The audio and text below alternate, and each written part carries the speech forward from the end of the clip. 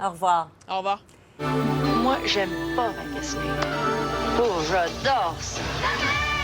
Je suis tombée hier sur la publication Facebook d'un ancien employé du Labbé au centre-ville qui, nostalgique, partageait des photos de l'époque où il travaillait sur place. J'ai pensé que ce serait sympathique de lui parler quelques minutes. Alain Gascon, bonjour à vous. Bonjour, bonjour. Remettez-nous dans le contexte de l'époque, M. Gascon. On est en 1985, il y a donc 40 ans de ça. À quoi Oui. ça ressemblait travailler au Labbé à l'époque, alors qu'on voit des photos, justement, défiler?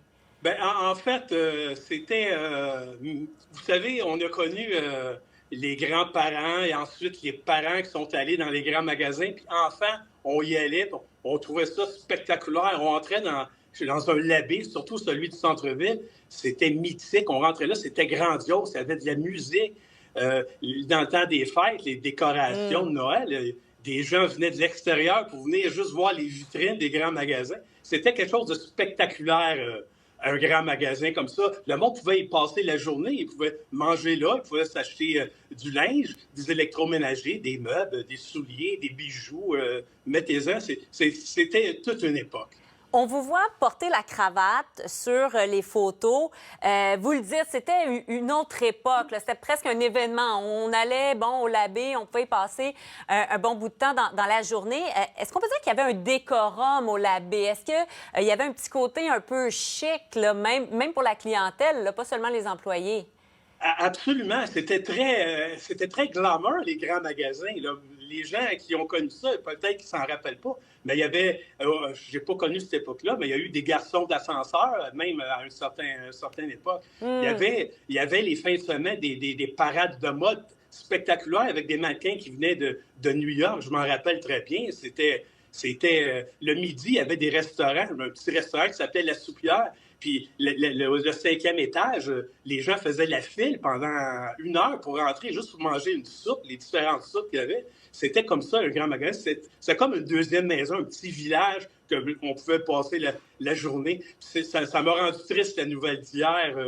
Puis le fameux immeuble, on se demande qu'est-ce qui va advenir avec. Vous étiez au département d'appareils audio, vidéo, Oui. dis-je bien. Racontez-nous des anecdotes de l'époque là, pour nous replonger à cette époque-là dans le contexte comme tel. Quels souvenirs vous en gardez?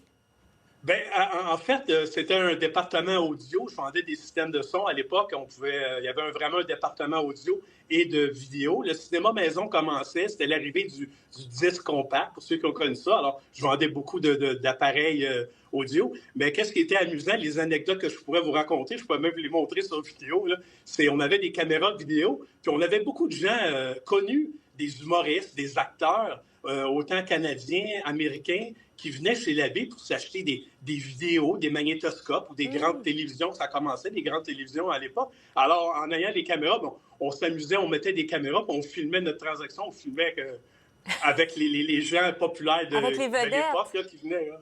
Ah ouais. Est-ce que vous allez aller au magasin Labbé ces prochaines semaines? Je ne sais pas si c'est possible pour vous, dépendamment où vous habitez, mais est-ce qu'il y a comme une espèce de nostalgie qui vous envahit depuis qu'on sait que ça devrait fermer? Absolument. D'ailleurs, je vais à chaque fois que je vais au centre-ville, j'habite encore Montréal, je rentre avec plaisir, mais c'est plus ce que ça a été, c'est plus le décorum, comme vous avez dit, qu'il y a déjà eu, là. C'est plus comme ça. Je vais y aller par peu de nostalgie parce que j'ai été attaché à l'endroit. J'ai aimé ces années-là. J'en regarde juste des bons souvenirs, des gens qui étaient là, puis de la clientèle. C'est là que j'ai appris l'anglais. Hein. On m'a donné une chance chez Labbé. J'étais tout jeune. On m'a donné une chance. J'ai appris l'anglais sur place, on the spot, comme on dit. Pour la bâtisse, il nous reste une trentaine de secondes. Qu'est-ce que vous espérez? J'aimerais ça que le retour d'un grand magasin spectaculaire comme on a connu dans les années 70, 80 et début 90. Mais je sais que je rêve en couleur, je ne sais pas ce qui va advenir. Ça serait triste qu'on en fasse quelque chose de pas attrayant parce que l'édifice est mythique.